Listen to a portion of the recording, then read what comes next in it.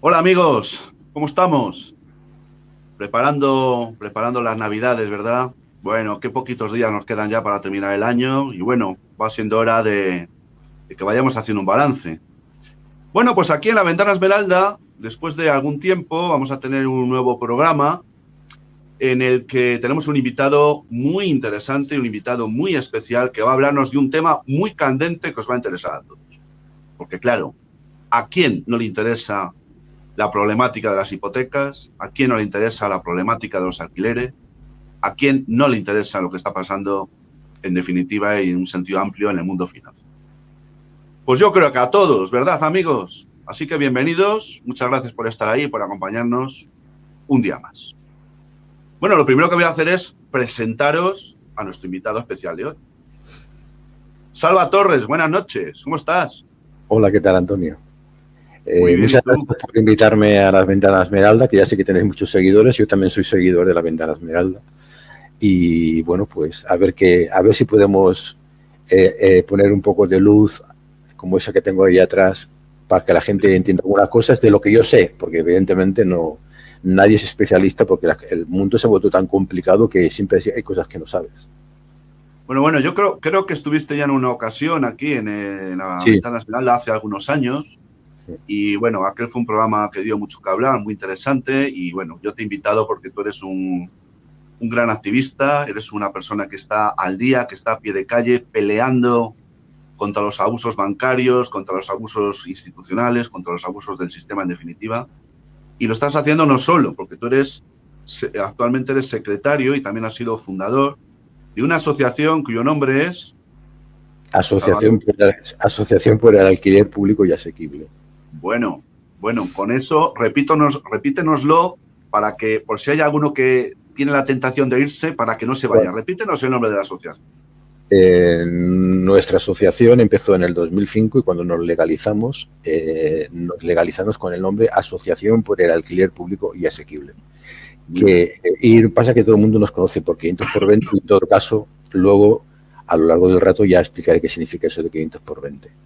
Muy Pero bien. ese nombre es porque queremos que uno de los grandes problemas y déficits que tiene este país en el tema de la vivienda ha sido porque no ha habido un parque público de vivienda. Y por eso es ese nuestro nombre. Ajá. Bueno, pues si te parece bien, Salva, vamos a empezar por uno de los temas más candentes de la actualidad financiera y, bueno, también, en definitiva, de la actualidad de la calle, ¿no? Porque, claro, tenemos unos cuantos millones de personas hipotecadas en este país. Sí, 5,5. ¿Perdón? 5,5. 5,5 millones, de los cuales un montón de ellos están, además, lo están a tipo variable, si no estoy Sí, equivocado. sí. Tenía los datos por aquí, a ver si los encuentro, ya te los digo luego. Sí, me parece que eran 4 millones y pico y muchos, me parece, hablo de memoria, pero tú lo tendrás más actualizado que yo con Sí, seguridad. como me lo preguntaste, lo entré en la Asociación Hipotecaria Española porque me gusta hablar con datos y te lo digo.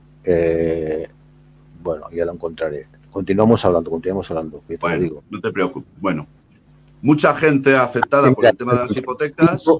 Te lo he encontrado, Antonio. A ver, Datos de la Asociación Hipotecaria Española. 5,7 millones de préstamos hipotecarios, que suman un saldo de casi medio billón de euros de saldo vivo. de saldo vivo, efectivamente, así es como se denomina. Muy bien. Y Quería decir, de ese porcentaje, ¿cuántos son los que tienen una hipoteca tipo variable y cuántos a tipo fijo? ¿Tienes ese dato ahí? sí, espérate que te lo encuentro. Ahora había bajado un poco, pero estaba en torno, con la gente le ha cogido miedo al tema variable. Espérate. Estaba entre 60 y 30 y algo. Gráfico, evolución de la carta, no. Entre 60. En 60 el variable y un 30 y algo el fijo. El fijo, ajá. Bueno, muy bien. Pues, hombre, yo la primera... A ver. 70 y 29. 70-29, perfecto. Aparte de toda la gente que está afectada por el tema de las hipotecas, que está vinculado con los bancos a través de los préstamos hipotecarios, que son los que acabas de decir, hay otro montón de gente que tiene una problemática tremendamente complicada también, que es la del tema de los alquileres, ¿vale? Sí. Entonces, yo quisiera, bueno, en primer lugar te voy a hacer una pregunta un poco con ironía, ¿no? Porque, con perdón de la expresión, coño, parece que ya no hay desahucios en España. Yo me acuerdo que no hace demasiado tiempo los telediarios, los medios de desinformación generalistas hablaban todos los días, se abrían casi todos los días con desahucios, se veía activistas como vosotros ahí intentando parar. Parece que ya no existe eso, ya no vemos de eso nada. ¿Qué nos puedes contar de eso? ¿Es verdad que ya no hay desahucios, como nos dicen, que han disminuido, o cuál es la realidad de este tema? Bueno, yo también, como ya te digo, me gusta hablar con datos. Tengo las datos hasta el 2019, si en todo caso luego los repasamos, porque tengo los datos anuales hasta el 2019 del Consejo General del Poder Judicial de España y de Cataluña y de Barcelona. No. Hasta el 2019 han disminuido, sobre todo los hipotecarios. El número lo tengo que mirar ahora, en todo caso, pero bueno, evidentemente continúan habiendo desahucios. En Barcelona ciudad, que es donde vivimos nosotros, sí que es verdad que han disminuido tanto por la actividad del ayuntamiento, dando soluciones, como también porque han habido moratorias de desahucio, tanto a nivel de Cataluña como a nivel de España, y eso también se ha notado. Eso no lo podemos negar. No es el escudo social que decía el gobierno más progresista de la historia de España, pero bueno, alguna cosa... El gobierno de la gente, ¿no? Exacto, sí. Alguna cosa se nota, porque si no sería dramático. Quería decirte a los que nos escucharán dos cosas. Primero, yo no soy abogado, no tengo ningún problema hipotecario ni de alquiler. Y no estoy militando en ningún partido político, lo digo y no tengo conflicto de intereses con ninguna empresa ni nada. Bueno, lo digo está bien. Está bien. Sí, no, está bien esa pequeña acotación, bueno, pues para que nuestros oyentes pues puedan enmarcar al personaje que eres tú, pues sabiendo quién es al que tienen enfrente. Diré más. Para ser licenciado, soy licenciado de algo. Yo soy licenciado en farmacia. Anda. aunque nunca he ejercido, y trabajé he trabajado en la enseñanza pública hasta que me jubilé hace poco. Ajá. Bueno, y después de contarnos que efectivamente se ha producido un descenso, que no la desaparición de las ejecuciones hipotecarias ni tampoco de los desahucios por impagos de alquiler, ¿cómo es el escenario al que nos enfrentamos ahora que vamos a comenzar dentro de unos días el año 2023? ¿Es para sentirse optimista? ¿Se prevé que pueda haber un deterioro, que pueda haber un retroceso? ¿Cómo lo veis vosotros? En el tema de vivienda. En el tema de vivienda, sí. Hipotecas y alquiler, impagos por alquiler. Eso. Bueno. En el guión que me pasaste, me querías primero de todo preguntar por el tema hipotecario, ¿no? Sí.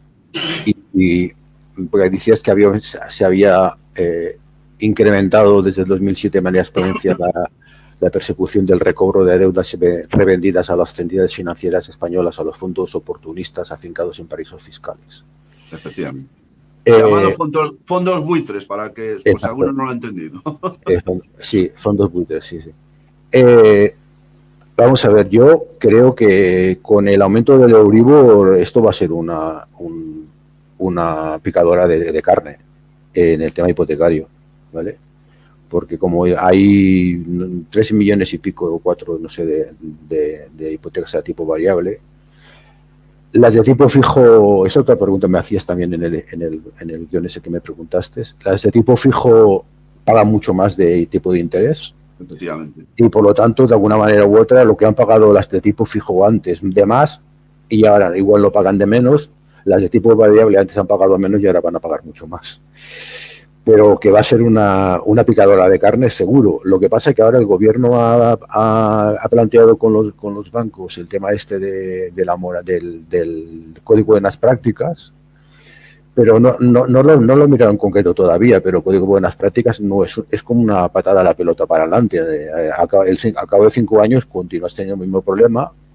La familia ha pagado, el hogar ha pagado más dinero de intereses, y muchas veces no suele, o sea, de una manera u otra, la crisis del 2007 no se ha superado hipotecariamente todavía. A mucha gente le han quitado la vivienda, y ahora se va a sumar la que de hecho empezó, que tú también en los programas que has hecho lo has estado explicando. Se va a juntar lo que había de antes más la problemática que ha empezado con el COVID y ahora con el tema del Euribor y esta crisis generalizada que hay en todo el mundo, ¿no? Que tiene muy mala pinta, tiene todo. Desde que empezó la guerra de Ucrania, que es una justificación, pero que de hecho estaba en el fondo del capitalismo que vivimos. Entre las soluciones que he visto por ahí, no propuestas precisamente por vosotros, pero sí he visto alguna, creo que ha sido en alguna página de la PAC. Bueno, he visto con sorpresa cómo se sigue apostando como una solución por la dación en pago de la vivienda, ¿no? Yo no sé cómo está este tema. No sé, bueno, creo conocer vuestra posición, pero sí me gustaría que la comentases aquí públicamente, que nos explicases muy brevemente, para los que no sepan lo que es la dación en pago, y cómo está este tema. Y si tú o vosotros veis que esto puede ser una solución, o es una solución que hay que descartar siempre, porque claro, esto de entregarle la casa en mano al de turno y bueno, con todas las consecuencias que eso conlleva, pues hombre, es un poco jodidillo, ¿no? ¿Cómo está este tema? Explícanos brevemente qué es la dación en pago y cómo está este tema. Voy a tirar un poco más para atrás, para que es que estamos en un mundo financiero, estamos en capitalismo financiero, y eso tiene un dominio sobre la vida de las personas y sobre la vida económica tan grande que hay que mirarlo desde una perspectiva, como os podemos decir, ponernos encima de la mesa para poder entender un poquito todo. Si miramos una esquina de la mesa, posiblemente, como sea la dación en pago, posiblemente no acabamos de entender la complejidad del problema. Y quería decirte en primer lugar, primero, que los bancos, porque eso lo hemos ido aprendiendo también, sobre todo a partir de cuando estudiamos el tema de las titulizaciones, entendimos que los bancos, cuando prestan dinero, no prestan, el dinero que prestan para los créditos hipotecarios lo crean de la nada. En todo caso, si hay alguno que lo dude, lo puede, si podéis entrar en el Banco de España, en la web del Banco de España, ahí desde hace poco, por primera vez, y también el banco, por ejemplo, también lo encontraron en el Banco Bilbao Vizcaya, de alguna manera te están diciendo que los bancos crean los créditos cuando se piden, ¿vale? O sea, que cuando tú vas al notario y firmas en ese momento y te juramentas que vas a pagarle al banco, ese dinero aparece en tu cuenta o en la cuenta del vendedor. Una anotación contable, ¿no es eso? Una anotación contable, punto y final. Exacto. Los bancos crean el dinero de la nada. El dinero de los bancos comerciales no es el dinero del Banco Central Europeo ni de la Reserva Federal. Son dos clases de dinero diferentes. Los bancos comerciales se crean y se destruyen en la medida que tú lo vas pagando. Ese dinero desaparece. El dinero del Banco Central no desaparece nunca. Cuando está creado, a no ser que el Banco Central lo haga desaparecer, no desaparece nunca. En los últimos tiempos, a partir de la crisis de 2007, o sea, la primera pregunta, por lo tanto, es entregar la vivienda al banco sabiendo que el banco ha creado el dinero de la nada y que, por lo tanto, cuando tú has firmado un crédito hipotecario, la escritura, etcétera, etcétera, realmente ahí lo único que tenía valor era la vivienda y tu trabajo por el cual tú estabas pagando. Todo lo demás, el banco no ha hecho nada, más que estrictamente los gastos que puede tener de gestión del cobro y poca cosa más. Todo lo demás lo ha puesto la persona, ha puesto la vivienda y su trabajo para pagar esa vivienda, ¿vale? Entonces, entregar la vivienda a cambio de una deuda, pues no tiene ningún sentido. Pero bueno, esa fue la propuesta y por lo cual triunfó la PA. La segunda cosa es que realmente como los bancos ganan el dinero a partir de los intereses que cobran y toda la gestión de las cuentas que se crean en torno a la hipoteca y todos esos rollos, aquello que llama la fidelización y todas esas cosas. Cuando llega la crisis del 2007, los bancos centrales, tanto la Reserva Federal como el Banco Central Europeo, encuentran que los balances de los bancos están cargados de créditos morosos y van a hacer, bueno, conjuntamente con la deuda pública, que eso sería otro cantar, el grueso del balance de los bancos centrales es la deuda pública que compran a los bancos comerciales. Los bancos centrales lo que hacen es comprarle la deuda, las deudas hipotecarias a los bancos comerciales, de tal manera que cambian dinero por deuda. Con eso incrementan la liquidez de la banca. Estados Unidos tiene una cosa que le llaman el señoreaje mundial de la emisión de la moneda principal de intercambios comerciales que hay en el mundo, que es el dólar. Estados Unidos paga las importaciones que hace del resto del mundo con dólares. Esos dólares son dólares digitales que crea la Reserva Federal de la nada. En cambio, el resto de los países del mundo tienen que comprar dólares para poder comprar dólares exportándole a Estados Unidos para poder tener esos dólares. O sea, que el privilegio que tiene Estados Unidos, tanto en la creación de moneda de la nada, como de los tipos de interés, es muy importante. Y eso tiene relación con el incremento del Euribor ahora. Eso quiere decir que en cuanto la Reserva Federal compró deuda de toda clase a la banca de inversión y a la banca de inversión de Wall Street, etcétera, etcétera, estos se cargaron de dinero. Y fue de dinero que les salía gratis, porque la deuda que crean ellos se la compra el Banco Central a cambio de dinero que es digital, o sea que no cuesta nada crearlo.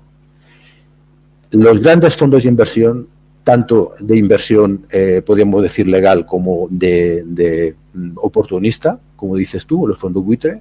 Por ejemplo, un fondo así más conservador sería BlackRock, o un fondo oportunista sería Blackstone, ¿vale?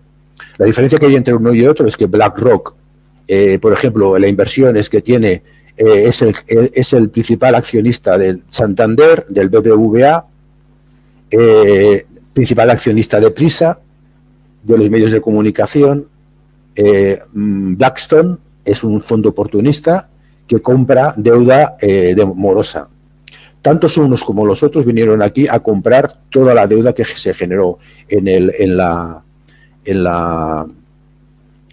caída de en la debacle inmobiliarias del Titanic. Sí. Y ahí es cuando aparecen aparecen en la escena pública española que los bancos españoles ceden les venden a los fondos buitres estos todos los créditos morosos que han ido apareciendo en la medida que se han ido haciendo ejecuciones hipotecarias. Perdona, para quitarse basura, porque son créditos morosos y muchas veces hasta incobrables, a cambio de quitarse la basura, ellos perciben unas pequeñas cantidades de dinero que les pagan los fondos buitre. Los fondos buitre se quedan con la deuda morosa o incobrable y a partir de ahí empiezan la persecución contra el deudor hipotecario. Pero claro, aquí hay una cuestión importante. Hay una cuestión importante porque la cesión de créditos es una figura jurídica que está contemplada en el Código Civil Español, pero siempre y cuando se cumplan una serie de condiciones y de requisitos. Es decir, se puede ceder o vender la deuda de un tercero, ¿vale?, siempre que se cumplan una serie de condiciones o de requisitos. La pregunta es, Salva, ¿Se están cumpliendo esas condiciones o requisitos exigidas legalmente o aquí se está haciendo lo que les da la gana al vendedor, que es el banco, y al fondo buitre, que es el receptor, que teóricamente, aunque de una manera ilegal, si no se cumplen esas condiciones, sería un acreedor ilegal? ¿Qué es lo que está pasando? Porque hasta donde yo sé, estos requisitos legales los están pasando por el forro. Y muchas veces se están reclamando deudas por parte de acreedores que no lo pueden hacer. ¿Es esto cierto? Sí.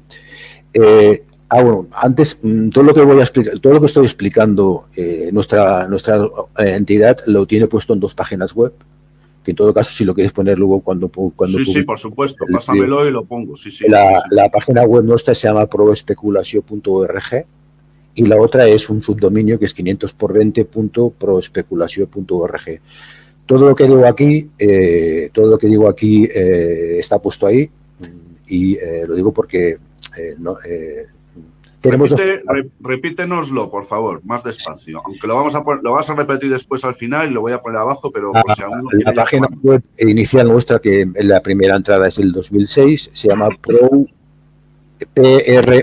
en catalán, Prou Especulació, sin acento, sin la N final, pero como son en catalán, sería no especulación o basta de especulación, la traducción, ¿vale? Prou Especulació.org.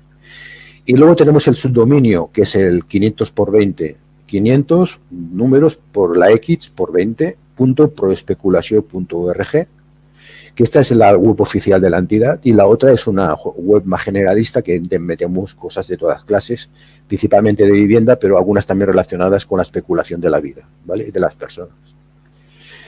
Lo que me decías, para que sea una deuda pueda ser vendida, ha de ser exigible y reconocida en el registro. O sea, reconocida quiere decir que tiene que ser títulos judiciales. Sí, una deuda, lo que se llama jurídicamente una deuda cierta. Cierta, exacto, sí. Pero una cosa es la reventa de un crédito litigioso o no. Otra cosa es una titulización y la otra cosa es una reventa de deudas ciertas, como tú dices, y exigibles, que no estén prescritas. Digo, hay 3 cosas. Una cosa es la titulización. La titulización no es una venta. Espera un momentín. De la titulización, si quieres, hablamos dentro de un momento, porque si no, nos vamos a meter todo. Ya. No, si no voy a hablar de la titulización. Digo para que la gente sea. Es que en los programas de televisión y en muchos programas se acaba haciendo un lío y se piensan que cuando un crédito moroso que ha sido ya ejecutado con subasta y todo y se vende, se piensan que eso está titulizado y no es verdad. Se vende el crédito, no se vende una titulización. O se vende una titulización de un crédito que está ya es una deuda exigible y cierta. La titulización no hay una deuda, sino sencillamente es una coparticipación en los beneficios de un banco con un crédito, con los intereses de un crédito hipotecario, ¿vale? Entonces, luego está las ventas a los fondos buitre, que es lo que he explicado antes, que vienen aquí cargaditos de dinero de Wall Street gratuito, porque en Wall Street le sale dinero gratis y el Banco Central Europeo también. En todo caso, tendríamos que ya entraríamos en este tema. A eso se le llama flexibilización cuantitativa. El Banco Central Europeo ha creado 6 billones de euros de dinero que ha ido a parar a los bancos y Estados Unidos, la Reserva Federal, me parece, si no recuerdo mal, estaba en torno entre 8 y 10 billones de dólares que han rellenado las arcas de los bancos y los fondos y la banca de inversión. Entonces, cuando vienen aquí, compran deuda, la pueden comprar la deuda de 2 maneras. Lo más normal es que ya sea morosa, pero no exigible y cierta. O sea, que Blackstone, por ejemplo, compra, el ejemplo para mí más candente de España, que es la caída de Caja Cataluña, ¿vale? Luego también está el Popular, que es muy importante, que también se lo quedó Blackstone. La cartera Hércules, que es la cartera que habían 44.000 hipotecas morosas de Caja Cataluña, se la vendió el FROB a Blackstone Partners, con sede en Estados Unidos. Blackstone Partners, el nombre es más largo, ahora no me acuerdo, pero lo digo así para que nos enteremos, crea una sociedad que se llama Almiclo, no sé qué más, en Luxemburgo. Le da poderes a esta sociedad y esta sociedad viene aquí a España, habla directamente con el FROP, o sea, habla con el Estado, ¿vale? Habla a esta sociedad que está afincada en un paraíso fiscal que es Luxemburgo, con una tributación muy baja en tema de inmobiliario, habla Blackstone, Wall Street con el gobierno español, con el FROP, y les venden la cartera de 44.000 créditos hipotecarios morosos de Caja Cataluña, y los meten todos en un fondo que se llama FTA, Fondo de Titulización de Activos 2015. Ese fondo de titulación de activos FTA 2015, en las cuales habían las 44.000 hipotecas que compró Blackstone a través de la sociedad luxemburguesa Almiclo en España, se hizo. Es importante a veces esas cosas, ¿vale? Y a mí me gusta decirles porque para que la gente se haga una idea realmente de la importancia. O sea, el banco, el FROP, el Estado español, habla directamente. Un momentín, Salva. El FROP, que le has nombrado varias veces, el FROP, dices, es el Estado, efectivamente. El FROP son las iniciales del Fondo de Reestructuración Ordenada Bancaria. Exacto, ¿vale? Sí. Es un mecanismo inventado por el Estado para tejemanejes como los que está explicando Salva, ¿no? Tener aparentemente un interlocutor que no aparezca como Estado, sino como FROP, que muchos así no se enteran de qué va esto, intercala con el otro, se hacen sus cambalaches y al final, pues lo que tenemos, los fondos de titulización, acreedores que no tienen legitimidad para reclamar y el deudor que muchas veces lamentablemente no se está enterando de a quién le está pagando, ¿no? Pero la compra de la deuda de Caixa Cataluña no es todo el que se crea un FTA, un fondo de titulización de activos, no es una auténtica titulización bancaria. Ahora lo explicaré por qué. Porque este fondo de titulización de activos, y para que veáis el entramado, se firma en Barcelona delante del presidente del Colegio de Notarios de Barcelona, el señor Ollé.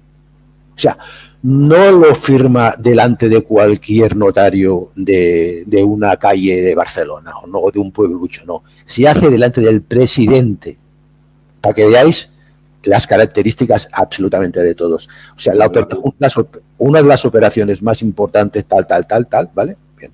El FTA 2015, si entráis en la habían 44.000 hipotecas, Si entráis en la CMNV, en la Comisión Nacional del Mercado de Valores, no tiene código ISIN internacional. Todos los fondos de titulización tienen un código ISIN. Ahora parece que el nombre ha cambiado. Que se los da la Target 2 Securities, que son es una organización del Banco Central Europeo que se llama así, la que lleva el tema de la gestión de las titulizaciones y otras cosas. No tiene código ISIN, porque en realidad el único bonista que está es Blackstone.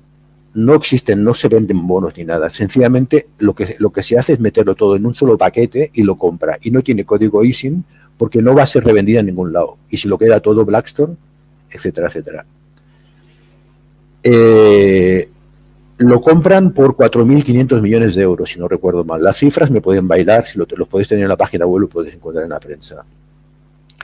Pero cuando cada una de las hipotecas de estas 44.000 de los deudores llegan a los juzgados y son subastadas, el precio del retracto que el deudor podría comprar la deuda sería el 60 o el 70% dependiendo de la deuda, si es vivienda habitual, etcétera, etcétera. A ver, un momento. El retracto, porque muchos seguramente los que nos escuchan no saben lo que es un derecho real de adquisición preferente, es decir, se le daría la opción, antes de que la comprase un tercero, se le daría la opción de que pudiera recobrar, ¿no es así? Que pudiera recobrar el deudor, la vivienda en este caso, abonando una cantidad, que en este caso no sé si sería el que se establezca, ¿no? Es decir, sería una opción preferente que tendría el deudor de recuperar, pagando eso sí, pues la vivienda o el bien del que se... Exacto. Y eso, la recuperación esa sería, porque eso se le pide cuando...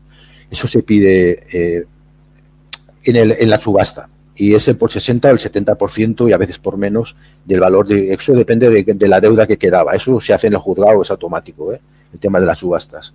Si es vivienda habitual, el 70%, si está por encima, el 60% si se queda entre los dos, y menos si hay el 50% menos. Entonces, Blackstone, aquí en España, cuando hace eso, lo hace primero Caja Cataluña. Caja Cataluña se presenta en los juzgados, ha hecho un acuerdo con el FROB, ha hecho un acuerdo con Caja Cataluña, pero en los juzgados, a pesar de haber comprado la deuda, en los juzgados no se presenta Blackstone, ni se presenta su filial aquí en España. Se presenta el Caja Cataluña en un principio y luego el BBVA, que es el sucesor universal de Caja Cataluña. Porque quien tiene la copia ejecutiva, para poder hacer la copia ejecutiva es el papel que te da el notario cuando haces una hipoteca. Esa copia ejecutiva, una sola, la tiene el banco. Y el banco actúa como si fuera el propietario de la deuda. Lo que pasa es que hay un acuerdo, que eso es lo que estamos explicando ahora, que para eso vamos a hacer una charla, que si me la quieres preguntar al final lo explicaré también. Vamos a hacer una charla el 28 de enero aquí en Barcelona sobre este tema, porque hemos descubierto cosas muy importantes que también me gustaría que si me las preguntaras las pudiera explicar aquí la gente. Porque hemos encontrado la manera de poder explicar cómo se puede ir a un juzgado, con qué leyes, para exigir el derecho de retracto, aunque si se tuviera negado. ¿Vale? Perdona, Salva, sin perjuicio de que luego lo vas a decir y que lo pongamos abajo para que todos aquellos que quieran puedan hacer uso de él. ¿Cuál es el correo electrónico tuyo o de la asociación? Para que vayan tomando nota algunos de los que nos han escuchado, porque lo que estás diciendo tiene una gran magnitud. A ver, la mejor manera de poder acceder a nuestra página web, perdón, al contacto nuestro, no es a través del correo. Sí, también, vale, pero sino a través de un formulario que tenemos, que está en la página de 500x20 y en la página de Proespeculación, buscas contacto y en contacto hay un formulario. Ese formulario te hace una serie de preguntas de tal manera que cuando recibimos la información pedimos los datos con los cuales podemos quedarnos en contacto, el teléfono y más cosas. El lugar donde se encuentra la persona, etcétera, que nos hace la pregunta, porque entonces nos ayuda un poco a contestar, porque no es lo mismo una persona que debe, porque eso te digo que nos llega dudas de toda España, desde Canarias hasta de toda España nos llegan correos, a través del formulario principalmente, de gente preguntando cosas y tal, aunque es verdad que nuestra actividad presencial sea en Barcelona. No es lo mismo poder actuar presencialmente con una persona que por vía web o a través de correo. Por eso que dependiendo de dónde venga, pues actuamos de una manera u otra, ¿sabes? Porque si es de Barcelona o de alrededor, si puede venir, preferimos que venga. Bueno, perfecto, aclarado. Continúa lo que nos estabas contando, que es muy interesante. Estaba así. Sí. Bueno, entonces, un fondo buitre, un fondo de la banca de inversión, actúa de la siguiente manera. Tiene una filial en Luxemburgo, también los 3 paraísos fiscales principales en Europa son Luxemburgo. Creemos, por lo que hemos visto, que es el que tiene mejor tratamiento fiscal en las plusvalías inmobiliarias. Luego está Irlanda y luego está Holanda. Holanda sobre todo para corporaciones y Irlanda pues sobre todo por el tema de las tecnológicas. Como hemos dicho, Admiclo, que es una filial luxemburguesa de Blackstone, compra y llega a Barcelona y es el que firma, es el que negocia con el FROB, con el Estado español. Llega a ese acuerdo de reventa por 4.500 millones o 3.900, ahora no me acuerdo exactamente la cifra, lo mira la gente si le interesa, pero son 44.000 hipotecas, que son muchísimas hipotecas. Y por un precio, pero ese precio no es el precio por el cual se adjudica el banco la vivienda en el juzgado. Porque en el juzgado el banco se adjudica la vivienda por el 70, por el 60 o por menos la vivienda. Cuando se hace la adjudicación, se hace un remate. Y eso es por ley. De tal manera que el banco que ha llegado a un acuerdo con Blackstone en Luxemburgo, le revende, le dice al banco, tú le revendes en el remate a mi filial española, que en la filial española se llama, joder, ya me sale el nombre, Anticipa, perdón, Anticipa. Hay muchísima gente que sabe quién es Anticipa, por desgracia, que fue la primera que se dedicó a atracar a la gente por teléfono. Anticipa y Blackstone, la filial, todas trabajan en las antiguas oficinas de Caja Catalunya, que se han convertido en su nido de víboras en el Prat del Llobregat, donde están las oficinas centrales de Caja Catalunya, para que veáis cómo han ido quedando los edificios, etcétera. Entonces, al hacerse la subasta, que si no acabaremos, al hacerse la subasta, el deudor podría quedarse por el derecho de retracto, se podría quedarse la vivienda por el mismo valor que el 60, 70, etcétera, por el cual se queda, en teoría, el fondo español, la filial española, y se la adjudica en la subasta, en el remate, a la filial española que se llama Anticipa. ¿Vale? ¿Qué pasa? Pues que el 70, el 60 o el 50% en el remate de una subasta, la gente no tiene dinero. Pero es que el fondo, con el acuerdo que ha habido con el FROB o con el banco, cuando se ha vendido un banco cualquiera, como por ejemplo el Sabadell, cuando se vende una cartera de créditos morosos, no se queda por lo que se subasta el crédito en el banco, en el juzgado, no. Se queda por muchísimo menos, es lo que se ha escuchado, por el 10, por el 20, por el 30% del valor original de mercado de la vivienda. Bueno, por eso no es descabellado. Yo es que en su día también estuve muy metido en el tema de las titulizaciones, como una enorme estafa, como una de las grandes estafas sobre las que se asienta el sistema financiero. Hasta tal punto de que, claro, de esto no habla nadie o casi nadie, porque aparte de ser un tema complejo, es algo sobre lo que no se quiere ni de lejos escarbar. Es decir, no irás a nadie en la televisión, ni a ningún abogado de estos a hablar de estos temas, ni a ningún político, por supuesto, porque, claro, es que la titulización supone probablemente la mayor estafa. Ahora hablaremos también un poco del Euribor y las manipulaciones de los índices, pero lo de la titulización es una cosa absolutamente descomunal. O sea, es que si se destapara la estafa que hay detrás o que supone la titulización, es que prácticamente las deudas hipotecarias casi desaparecerían, porque es que estarían montadas todas sobre auténticas falsedades. Sí, para que lo veáis, si una vivienda, este es un ejemplo que sale en un diario español que se llama El Confidencial, que es donde sacamos nosotros la información. En El Confidencial dicen que la agencia tributaria ha levantado actas de multa sobre la venta de decenas de paquetes de viviendas a los fondos buitre, afincados la mayoría de ellos en Luxemburgo. Y ha levantado actas porque el valor que declaran del bien es muy inferior a lo que realmente deciden que ellos han pagado. Y la historia está que si un inmueble vale 1.500.000, en la subasta se lo queda la filial del fondo buitre por 900, pero en realidad entre el banco español y el fondo buitre en Luxemburgo se la queda por 300. ¿Dónde se hace la trampa? La trampa se hace en que delante del juez y delante del banco, que es colaborador necesario, se adjudica por el 60 o el 70%, por ejemplo, 900.000 euros. Por lo tanto, tiene que pagar los impuestos del IVA o de transmisiones patrimoniales de esos 900.000 euros. Pero en realidad se le ha quedado por 300.000. Entonces, cuando lo revenden, por ejemplo, si lo revenderían a 1.000.000 de euros, esa finca que valía o esa casa que valía 1.000.000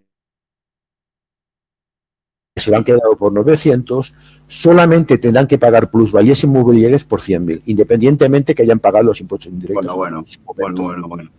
Pero claro, en realidad, no sé si lo entiendes. Sí, no. Bueno, pero en realidad sí, hay que pagar por 600.000. Sí. Porque se lo quedaron por 300. Desde 300 hasta 1 millón son 700.000.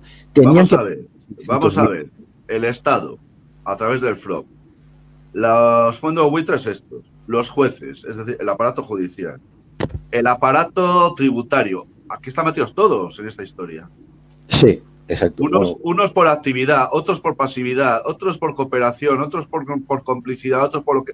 Bueno, en definitiva, está metido el engranaje estatal en toda su dimensión. No, en este caso, la agencia tributaria, a través de esa inspección, nosotros descubrimos, porque resulta que hay una sentencia, la sentencia 505-2020 del Tribunal Supremo, que niega a un señor que se llamaba Inocencio de Burgos, que ojalá nos escuchara, porque la página web ahora sí que tenemos la manera de poder encarar eso para cualquier deudor que quiera ejercer el derecho de retracto, entrar en nuestra página web y lo puedan encontrar, de proespeculación.org.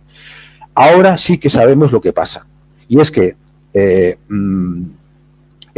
Tribunal Supremo, en la sentencia 505-2020, negó al señor Inocencio de Burgos, después de llegar a casación, le negó el derecho a saber el precio individualizado por el cual se había quedado el fondo buitre su deuda. Madre mía.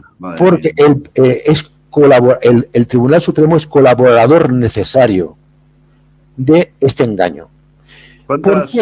¿Por qué dice que no se puede saber el precio individualizado? Porque lo venden en globo, lo venden en un paquete entero. Entonces dice que es imposible. ¿Sí? Pero ha llegado la agencia tributaria y al levantar actas sobre esto es obligatorio para poder declarar el impuesto de sociedades, dar el precio individualizado de cada activo cuando lo han comprado. Y ahí ha estado el kit que hemos encontrado. Salva, tú que sigues este canal de La Ventana Esmeralda con cierta frecuencia, me habrás escuchado decir muchas veces la expresión esta para cubrirme las espaldas, ¿no? De presuntos cooperadores necesarios. Es decir, es que en el Tribunal Supremo se están dando muchos motivos para tener serias sospechas de que, cuidado, voy a volver a poner la palabra en mayúscula y subrayado, por si alguno me escucha, para que sepa de lo que estoy hablando. Estoy hablando de presuntos prevaricadores. O sea, es que eso ya no se puede decir en un país tan democrático y tan libre como este, porque, bueno, claro, cuando tú imputas un delito tienes que probar, ¿no? Evidentemente no estamos en condiciones de probar, pero es que son tantos los indicios y tantas las sospechas que hacen claramente que al final pues tengas que llegar a esta conclusión. Pero recalco, presuntamente todo esto, ¿no? Sí, pues. Prevaricadores. Es que es tremendo lo que tenemos. No sé si para ir terminando este punto, porque quiero pasar a otro. Esto que explico ahora, que lo explico muy rápidamente, está puesto en una entrada en la página de proespeculación.org y se llama así: la Agencia Tributaria contra el Tribunal Supremo. Claves de defensa del derecho de retracto frente a los fondos buitre. Repito otra vez: la Agencia Tributaria contra el Tribunal Supremo, porque el Tribunal Supremo ha prevaricado, porque tenía que saber las leyes tributarias, las leyes del convenio de doble tributación entre el Reino de Luxemburgo, el Principado de Luxemburgo y España, que es una de ellas, y la otra es el impuesto de sociedades. Y se lo ha saltado por la torera para defender los intereses de los bancos. Pero claro, tú estás hablando de si este fuera un país serio, donde se exigieran responsabilidades a los que han cometido fraudes o han cometido prevaricaciones, o simplemente han sido negligentes en el desempeño de su función pública, ¿no? Pero este país es un país de chirigota, donde aquí bueno, ya lo que está pasando. Ni de nadie, siempre que tengan una esfera pública y sean ya políticos de cierto nivel, ¿no? Es absolutamente vergonzoso Españistán, donde estamos viviendo. Bueno, ya ves lo que está pasando ahora con el Tribunal Constitucional. Bueno. No entremos no sé si querías decir algo más de esto, porque quería preguntarte algo sobre el tema de los ficheros de morosidad, que es otro tema muy relacionado, pero que no es lo mismo. porque hay mucha gente que tiene pequeñas deudas, que tiene pequeñas cosas y tal, y resulta que están metidos en ficheros de morosidad y están hechos un jaleo, ¿no?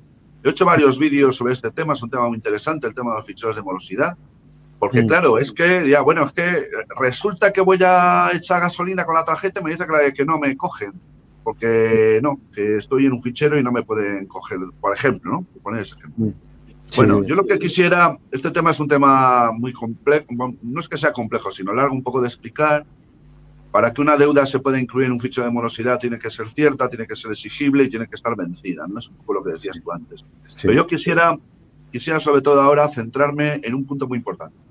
Y es que no se puede incluir la deuda de nadie en un fichero de morosidad por parte del acreedor o supuesto acreedor si no se le notifica fehacientemente que se le va a incluir en un fichero de morosidad. ¿Nos podrías explicar qué significa esto? Porque esto es muy importante porque no lo están cumpliendo casi nunca. A ver, de manera fehaciente, mira, si buscáis comunicación fehaciente y buscáis en internet en una búsqueda, yo lo he hecho para que la gente, para no enseñarlo en pantalla, porque antes hemos tenido un problemilla. Si vais a la OCU, por ejemplo, ¿vale? Ahí os explica exactamente qué es una notificación fehaciente, ¿vale? De todas maneras, en nuestra página web hay un portal que se llama el portal del hipotecado, que todo este tema de la morosidad hipotecaria está, y hay varias sentencias, entre ellas de un compañero nuestro de Valencia, que ganó una sentencia Equifax que le tuvieron que pagar 15.000 euros y le tuvieron que quitar es que todo esto está muy relacionado con la Ley Orgánica de Protección de Datos, porque se estarían vulnerando datos esenciales de la privacidad que son sagrados, y se están vulnerando sistemáticamente. Lo que pasa es que hay mucha gente que desconoce, que no sabe cómo accionar ante una reclamación, cuando muchas veces esas reclamaciones no se pueden efectuar porque son ilegítimas, son ilegales porque no se han cumplido los requisitos, entre ellos el de la notificación fehaciente. Es decir, que el acreedor pueda acreditar de una manera inequívoca, por ejemplo, con un acta notarial, por ejemplo, con un juzgado, una deuda judicial, con un burofax, que se ha enviado, que se le ha notificado al judo que se le va a incluir un fichero. Eso no lo hacen casi nunca. ¿Y por qué no lo hacen casi nunca? Porque cuesta dinero. Exacto. Sí. Cuesta dinero y además está pues el miedo del receptor, el desconocimiento muchas veces, la ignorancia en el mejor de los sentidos y claro, se benefician de todo esto. Entonces es nuestro deber dar a conocer estas cosas porque mucha gente podría dejar de simplemente no pagar algo si no se cumplen los requisitos legales para exigírselo. No se le puede además incluir un fichero de morosidad porque, como bien has dicho tú, pues, si accionas, si ejerces las acciones pertinentes, es que le pueden meter un tubo de cuidado a la entidad que te ha incluido en un fichero de morosidad. Ahí se han habido muchas sentencias por el tema de protección de datos, etcétera, etcétera. Claro. En la prensa no salen, pero están. Ya te digo, esta que tenemos en la página web, el compañero nuestro de Valencia, sacó, bueno, le ha costado, pero ya ha sacado un pellizco de 15.000 euros, que lo tenemos puesto en la página web, la sentencia está en la página web. Si entráis en el portal del hipotecado de nuestra página web, está el tema de morosidad y todo eso está, y esta sentencia también. Y explica exactamente todo lo que tú estás pidiendo. Si te parece, Salva, bueno, no sé si quieres decir alguna cosita más antes de pasar a otro capítulo. Ya pasamos a otro capítulo, si quieres. Sí, porque yo quería hablar un poco del Euribor, ¿vale? Porque si la titulización o las titulizaciones son una de las más grotescas y macabras estafas sobre las que se asienta el mal llamado Estado de Derecho, que yo llamo de desecho, lo del Euribor es ya para morirse. O sea, las manipulaciones que está habiendo con el tema del Euribor, del que depende tanta gente, los pagos mensuales de las cuotas hipotecarias de tanta gente, si supiera la gente la cantidad de manipulaciones de que está siendo objeto el Euribor, pues es que yo diría, es que muchos dejarían de pagar. Claro, imagínate 1 millón o 2 o 3 millones que digan, yo no pago más porque esto está manipulado. Y en base a esto está manipulado, yo no pago más. Bueno, precisamente, pregúntamelo al final, apúntatelo y me lo preguntas al final. El 28 de enero en Barcelona vamos a hacer una charla, vamos a hacer una jornada hipotecaria un sábado por la tarde con 2 mesas. Una que es el Euribor como cláusula abusiva Y la otra es la actualidad de las ejecuciones hipotecarias y el tema del derecho de retracto con los fondos buitre. Primero haremos una mesa y luego haremos la otra. Mira, quisiera antes de que nos comentes un poco este tema, que es muy interesante, a ver qué nos puedes decir, yo quisiera aportar algún dato que además son datos que yo siempre tengo muy cercanos a mí, porque son además del abogado Juan Moreno Yagüe, que además es amigo mío. Es eso que vendrá a Barcelona. Ah, Juan Moreno va a ir. Bueno, pues ya le mandaré yo esta Navidad que lo voy a saludar y ahí que ya sé que va a ir por ahí por Barcelona. Yo aquí ha estado en varias ocasiones y nos ha contado muchas cosas. Bueno, él tuvo una intervención magistral en el Parlamento de Andalucía cuando era diputado hace unos años, y claro, les dejó a todos atónitos, a todos los politiquillos que había allí, ¿no? Que normalmente no tienen ni idea y bueno, de estos temas ya ni te cuento. Son ignorantes. Y si encima vas documentado, pues ya se hacen pipí, por no decir que caca todos, ¿no? Varios datos que aportó Juan Moreno Yagüe. Uno de todos relacionados con la manipulación de los índices de las hipotecas. El Departamento de Justicia de los Estados Unidos en el año 2012 logró, o mejor dicho, colocó contra las cuerdas a el presidente del Barclays Bank, ¿vale? Para obligarle a hacer un acuerdo, para evitar que el presidente del Barclays Bank, es decir, no del banquito de ahí abajo, al lado del, no sé, del bar de ese de la esquina, no, del Barclays Bank, fuera a prisión. El acuerdo consistió, vale, no vas a prisión, pero el banco nos va a pagar 560 millones de dólares. Año 2012.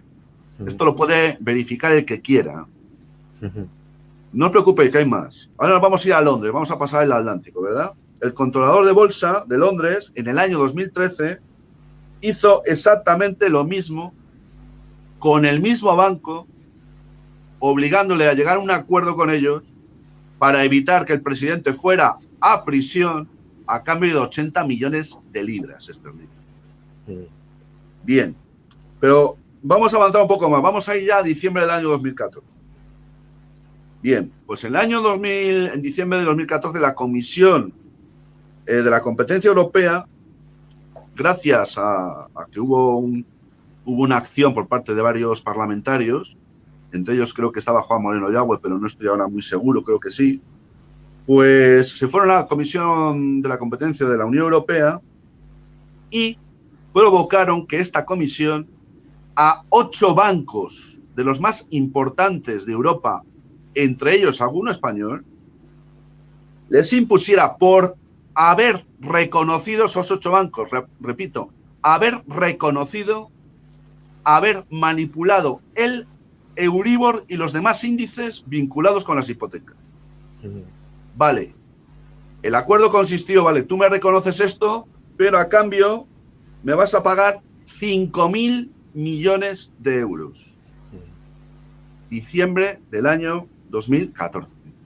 Esta gentuza sigue cobrando a la gente, manipulando los índices, sigue provocando que mucha gente no pueda casi ni vivir, en base a falacias, en base a manipulaciones de índices. Y Juan Moreno Yagüe de esto sabe mucho. Vosotros vais a tener la gran oportunidad de tenerle ahí. Os lo va a contar con todo lujo de detalles, porque probablemente es que no haya nadie, bueno, no sé, a lo mejor sí, ¿no?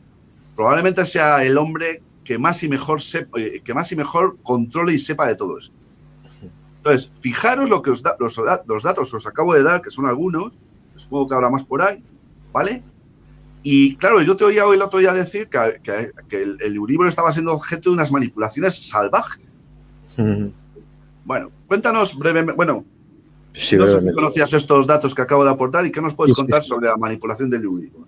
Sí, ahora ha sacado una cosa el Juan Moreno y lo hemos puesto también en la página web, pero anteriormente fue por un cruce de casualidad que yo hice un artículo también en la página web que decía exactamente, que ahora os lo diré cuando, que decía, el título es así, el manual de manipulación del Euribor por la mafia bancaria y el BCE. Repito, es que Juan Moreno ya con eso anda con tonterías.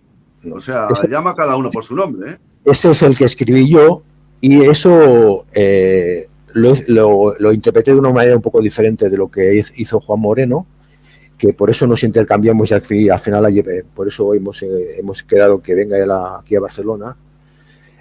Mirar, para que os hagáis una idea, antes he dicho, es que por eso antes al principio de todo os he explicado aquello de que los bancos centrales habían comprado deuda y habían regalado, en el caso europeo, 2,3 billones, o sea, 12 ceros de euros a través de una cosa que se llama facilitación de crédito, que se llama TLTRO, ¿vale? Teletro. Había regalado a los bancos europeos la cantidad de 2,3 billones de euros y en estos momentos los bancos europeos necesitan por obligación tener como mínimo unas reservas de dinero en las cuentas que tienen abiertas en el Banco Central Europeo y en estos momentos los bancos europeos tienen una suma total entre todos los bancos de 4,7 billones de euros de reservas en el Banco Central Europeo. Es como si tuvieras una cuenta corriente, tú en tu banco, y en este caso, entre todos juntos, tienen 4,7 billones de euros de reservas que no han utilizado y no dan créditos. ¿Vale? Pregunta, ¿qué es el Euribor? El Euribor es la media aritmética ponderada, se quitan lo máximo de arriba y por abajo, la media aritmética ponderada de cómo en teoría se prestan los bancos el dinero entre ellos a un año. Sí, claro, sí. ¿Vale? Eso es el Euribor. Pregunta, ¿los bancos europeos se prestan dinero a un año cuando un banco tiene un problema de liquidez o un descubierto o lo que sea? No. Primera, ¿por qué? Porque si tú tienes un problema de liquidez, un banco central, un banco comercial europeo, tienes un problema de liquidez importante, a un año, no se lo pides a otro banco en una cosa que se llama el mercado interbancario, sino que se lo pides al Banco Central Europeo. ¿Por qué? Porque, por ejemplo, durante los 3 últimos años, el Banco Central Europeo ha estado regalando esos 2,3 billones de euros a el interés de entre el menos 0,5 y el menos 1%. O sea, que cuando pedían dinero al Banco Central Europeo, no solamente le daba el dinero, sino que además le devolvía dinero por dejarles el préstamo. Es que a que parece de risa contar esto, ¿no? Pero es que esto lo hemos vivido, es que parece de la codorniz, o sea, es que parece un cachondeo. Es la prensa, lo que pasa es que, claro, la gente lo lee. Entonces la pregunta es, si tienen una liquidez de 4,2 billones, ¿tú crees que un banco le va a pedir al otro que le preste, yo qué sé, 100.000 millones de euros en un momento determinado? No. Para eso tienen el Banco Central Europeo es un mayordomo, es el mayordomo, no es el jefe, es el mayordomo de la Federación Bancaria Europea, que son las patronales bancarias de cada uno de los estados europeos. Es el mayordomo, es un cajero automático. No es... ¿Cómo se llama, Salva? No me acuerdo ahora, el banco que tiene su sede en Zurich, que es el Banco Central, la madre de todos los bancos centrales, ¿cómo se llama? El Banco Internacional Banco Internacional de Pagos, joder, eso es eso es otra cosa. Ya, pero bueno, ese es el que manda, ese es el que manda. Entonces la pregunta es, pero si el mercado interbancario está seco, no, si no hay intercambio de ¿qué tipo de interés van a cobrar? Si entre ellos no les hace falta. Si tienen el cajero automático del Banco Central Europeo, ¿para qué se van a pedir entre ellos créditos a un año? No existe. Eso es lo que yo explico en esta y el Moreno y Agro lo hace a partir de los datos de la legislación que hay sobre el Euribor. Uh-huh. De hecho... Salva, ¿sabes cuánto tiempo llevamos de programa? No sé. Estamos a punto de alcanzar la hora. Vale, pues ya cambiamos. Una horita, ¿eh? No, tranquilo, no. Lo único que quiero decir es que hay muchos temas más que, claro, hoy no los vamos a abordar. No hacer excesivamente extenso el programa, pero yo te emplazo próximamente a tener un nuevo programa para abordar otros muchos temas que son de actualidad, ¿vale? Una cosita, ¿saben? El Euribor, sí. El no es un índice del Banco Central Europeo. Lo digo porque la prensa dice mentiras. El Euribor es un índice de la banca comercial. El tipo de interés del Banco Central Europeo no es ese. Eso es, lo digo para que la gente lo sepa. Y segundo, el Euribor. Los bancos para dar préstamos no dependen del dinero del Banco Central Europeo. Lo pueden crear de la nada ellos directamente. Así es, sí. Bueno, pues fíjate, temas que nos quedan para otro día. Vamos a hablar del IRPH, cómo está el tema del IRPH. El IRPH es como el Euribor, lo mismo. Bueno, lo mismo, pero hablar un poco porque también hay un millón de hipotecas vinculadas con el IRPH después de las sentencias lamentables del Tribunal de Justicia de la Unión Europea, que en principio parecieron pues que podían resultar un poquito interesantes y después han quedado en agua de borrajas, como casi todo. Hablaremos también del tema de las comisiones bancarias, del negocio bancario, hablaremos de cómo está la morosidad en la banca, ¿verdad? Que está, creo recordar el último dato publicado por el Banco de España, del 3,8%. Y claro, se les llena la boca diciendo, hombre, es un índice de morosidad pues que está muy bien, muy controlado y tal, pero claro, lo que no dicen es lo que va a pasar a primeros del año 2023, donde se prevé que va a haber un incremento en la morosidad bancaria muy importante, ¿no? Como lo que está pasando con los concursos de acreedores, que también se están disparando y se van a disparar y de qué manera en cuanto comience el año 2023, que a mí me da mucho miedo, por cierto, pero bueno, le tenemos ahí, es lo que hay. En fin, ¿qué recorrido puede tener el código este de buenas prácticas que tú has dicho al principio del programa algo, ¿no? Que es un poco pan para hoy y hambre para mañana y que tampoco va a resolver nada, ¿no? Y bueno, pues hablaremos de muchísimas cosas más, pero bueno, yo creo que con lo que has contado hoy es que tenemos para digerir bien, ¿eh? Porque anda, que no has aportado datos, no has aportado documentación, no has aportado información, joder, ha sido espectacular. Bueno, hacemos lo que podemos. Bueno, ya os he dicho, no tengo ningún problema de vivienda, sencillamente es pura curiosidad. Tengo de saber cómo me engañan, ¿no? A mí es aprender cómo te engañan. Sí. Mira, yo, si me permiten nuestros oyentes,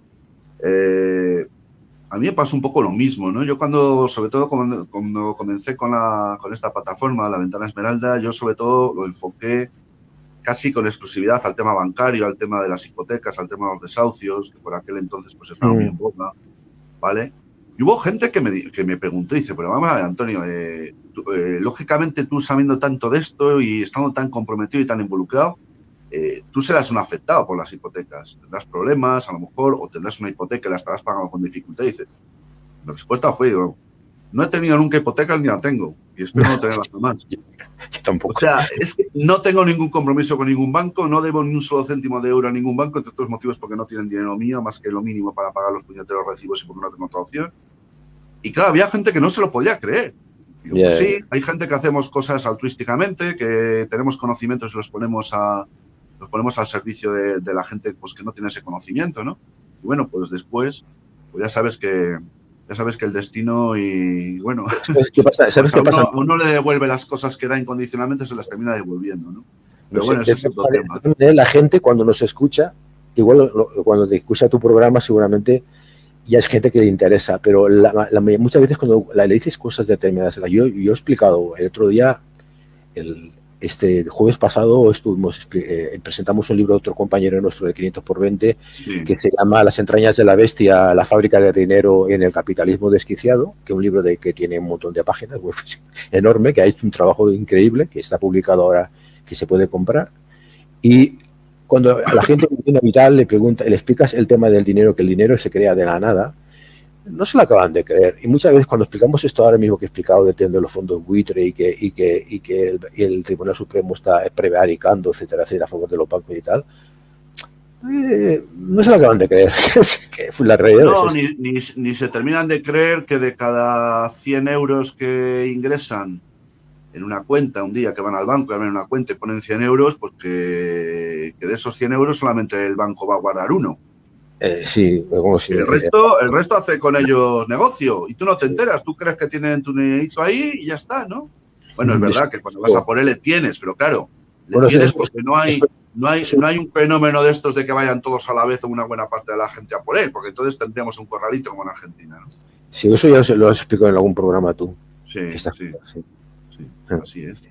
Bueno, entonces, bueno, pues ya para terminar, Salva, si quieres un poquito, bueno, pues el minuto de oro que siempre digo, pero antes de tu minuto de oro, para concluir, vuelve a recordarnos el nombre de la asociación. Lo vamos a poner y me lo vas a mandar ahora. Cuando puedas me lo vas a mandar para que esta noche, si no te importa. Vale. O ahora, ¿Ahora? Bueno, cuando tú puedas. No, hombre, cuando tú puedas, cuanto antes, pero cuando puedas, no pasa nada, ¿eh? Vale, pero pasaré me mandas toda la información que nos has dado para que la gente nuestra pueda tener acceso y ponerse en comunicación con vosotros en su caso, ¿vale? Y también me gustaría que me volvieras a recordar lo de lo que vais a tener en enero, porque a lo mejor está más cerca de Barcelona, que me lo estáis poniendo, caramelo en la boca, porque vamos encima con Juan Moreno, joder. Ya hemos sacado el cartel. El cartel está... espérate un momento. Hay 3 activistas, lo convocamos entre en nuestra asociación y la plataforma de afectados por la crisis de Badalona, en la PAC Badalona. ¿Qué día va a ser? El sábado 28 de enero por la tarde. Sábado, vale. Sí. Y en el momento que lo busco, aquí. Todo lo que explico está en la página, en las 2 páginas web, ahora lo digo. Vale, perfecto. El 28 de enero, es que antes te lo hubiera podido compartir pero en la pantalla, pero como... Bueno, no te preocupes. Somos 3 activistas que estaremos en las mesas repartidos. Uno es Javier Crespo, que es el presidente de PA Madrid, otro es el Ruiz Ros, que es el presidente de PAC Badalona, y yo soy Salva Torres por 500 por 20. Tú mándame toda esa información porque todo aquel que tenga interés va a tener la posibilidad de pinchar en los enlaces.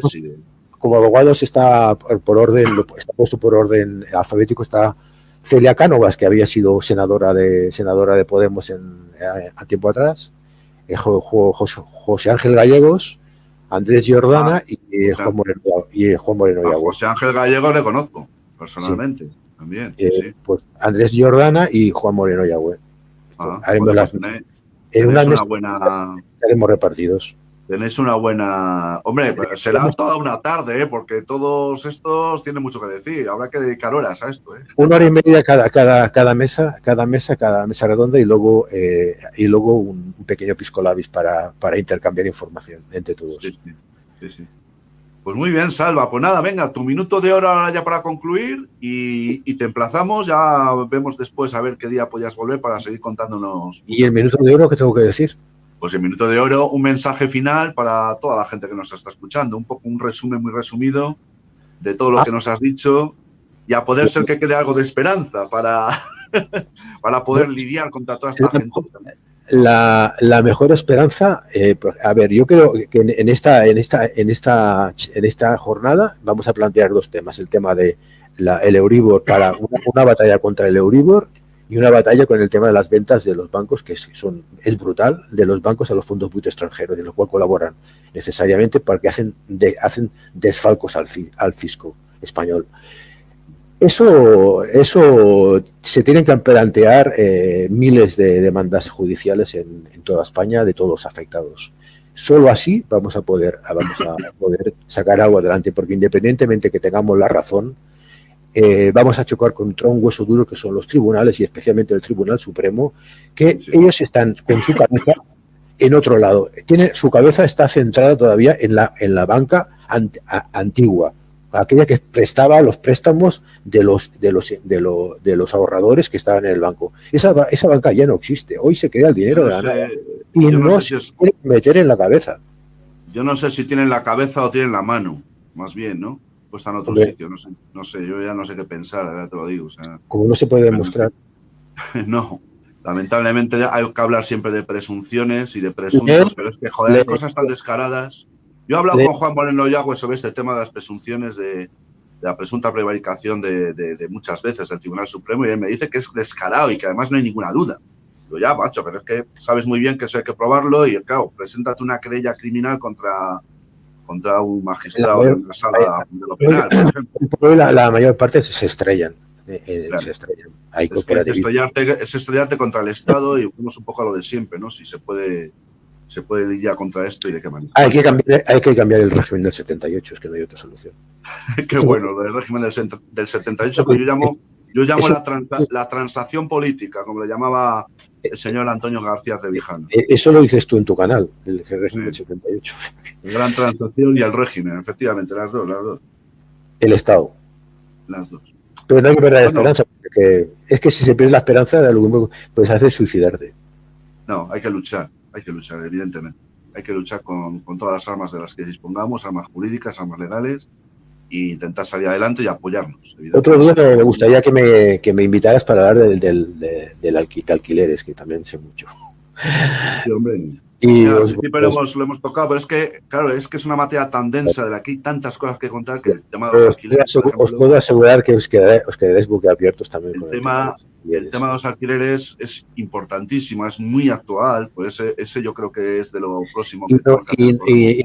Y no voy a decir lo que están diciendo por ahí muchos sindicatos de inquilinos que han salido nuevos. Os puedo asegurar que os quedaréis boquiabiertos cuando os explique el asunto. Pues nos lo contarás pronto, Salva, cuando tú quieras, ¿vale? ¿Te parece? Muy bien, vale. Muy bien. Pues nada, muchas gracias, Salva, por haber estado aquí, de verdad. Y un saludo a Barcelona, espero ir pronto a Barcelona, que tengo muchos seguidores y muchos amigos allí. Ah, perfecto. Y bueno, pues nada, muchas gracias por habernos informado y habernos puesto al día de tantas cosas. Te paso toda esa información ahora, ¿vale? Muy bien, muchísimas gracias. Y bueno, pues nada más. Saludos a tu compañera Mercedes. ¿Vale? Muy bien, muchas gracias. Vale, hasta luego. Nada más, amigos, queridos seguidores, queridos oyentes, queridos todos.